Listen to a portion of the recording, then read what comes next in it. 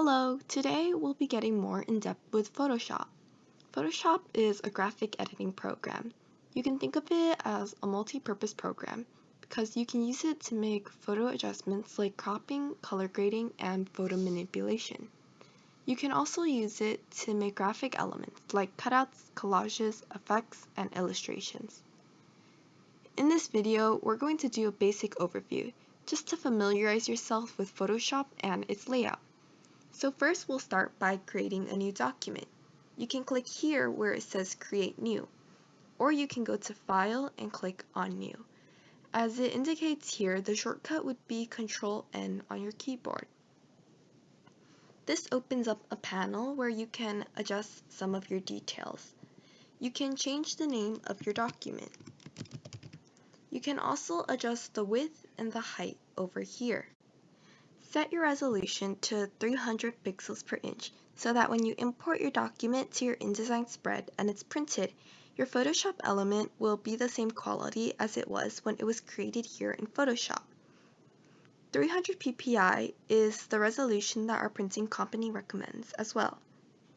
Since our resolution here is in pixels per inch, you want to make sure that the units we used before are also in inches and not any of the others. The background contents can be a color or transparent. Most of the times, it's just more convenient to have a transparent background. You don't need to worry about the color mode or anything underneath advanced options. So with all that out of the way, let's create the document. If you notice that your layout looks different from mine, you can change it by going to Window and then clicking on Workspace.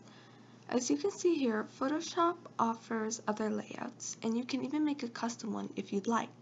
For this course, we're just going to be using the preset workspace Essentials, so set your workspace to that if it isn't already. If you accidentally move a window or cross it off, you can reset it by going to Workspace and clicking on Reset Essentials. If you go down here, you can click on Layers and expand this tab.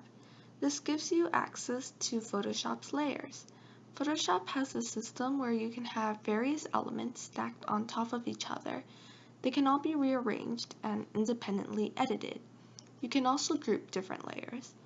The layer system helps you organize your document and allows you to make edits to a specific part without changing everything else. So as an example, let's make a poster.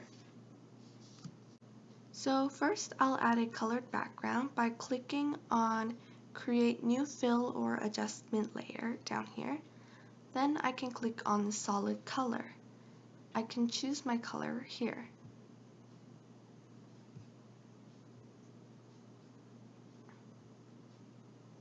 This will be my colored background.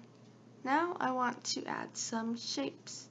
I can go to the Shape tool down here and select the Ellipse tool. Up here I can change the options for my ellipse. This includes the fill, which is the color in the center of my circle.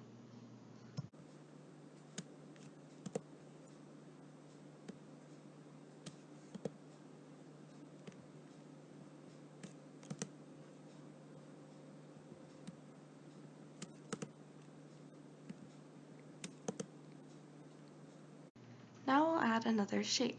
This time I want a black rectangle. I can click and drag to add my rectangle over here, and I can change the fill right here.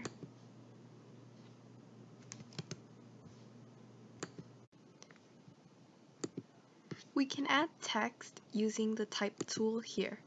We can click and drag to create the text box.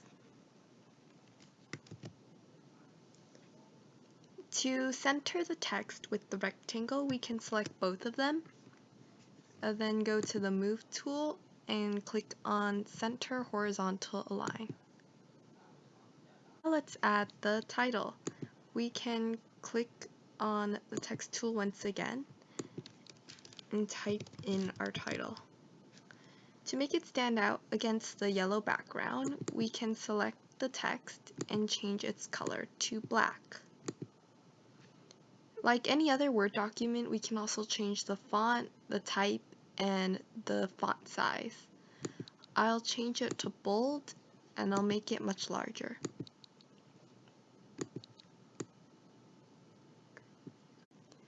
Now I'll add a transparent background image that I downloaded off of Google by going to File and clicking on Place Embedded. I will double click on the file that I want to open.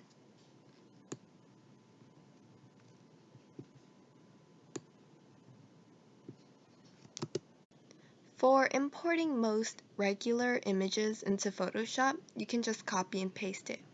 However, if you have a transparent background image like this one, you would have to download the image in order to retain its transparency. Now that we have all our elements for the poster in place, let's make some edits using Photoshop's layer system. As you may notice here, all of the circles are on separate layers. You can click on the first one, hold Shift, and click on the last. This selects all the layers consecutively. If you right-click and choose Group from Layers, it will become a single group, like this. If you have Auto Select on and you've chosen Layer, then clicking and moving a circle will move that layer by itself. However, if you change it to Group and do the same thing, the entire group will move together as a whole. The name of our group right now is Circles, which we chose. You can rename the other layers as well. To do so, just double-click on the layer name. When you're satisfied with the name, you can click away or you could press Enter.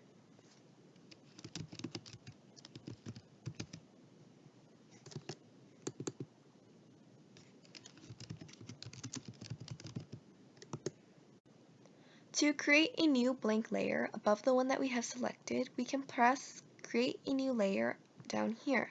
Another way to do this is to press Ctrl-Shift-N. Right now the text that we have here is showing up behind our dog. The order of our layers on this right side will directly affect how it shows up on our document. So if we were to drag this poster above the dog, then it will show up in front of it on our document as well. If we change our mind and we don't even want the text anymore, we can press the delete layer icon in the corner, or we can press the delete on our keyboard. So now we're satisfied with how our poster looks, so we should save it. You can go to File and click on Save As, or as indicated here, the shortcut would be Shift-Control-S.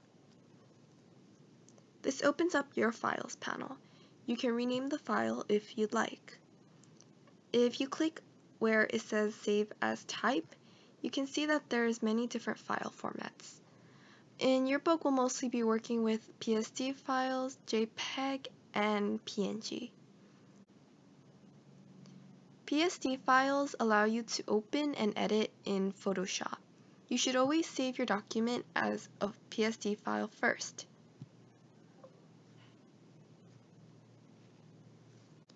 Now we should resave our file with a different format.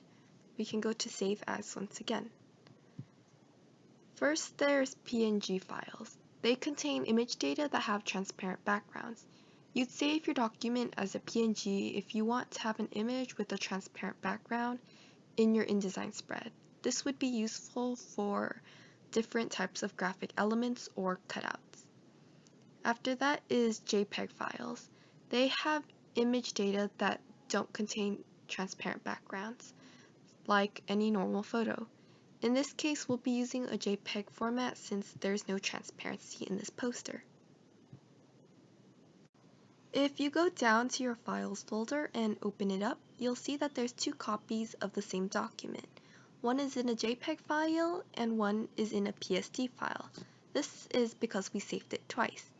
You can open up your PSD file anytime to edit it again or make any adjustments. The JPEG file would be the one that you import into InDesign. If you make any adjustments to the PSD file, you'd have to resave it again as a JPEG file because editing one does not affect the other.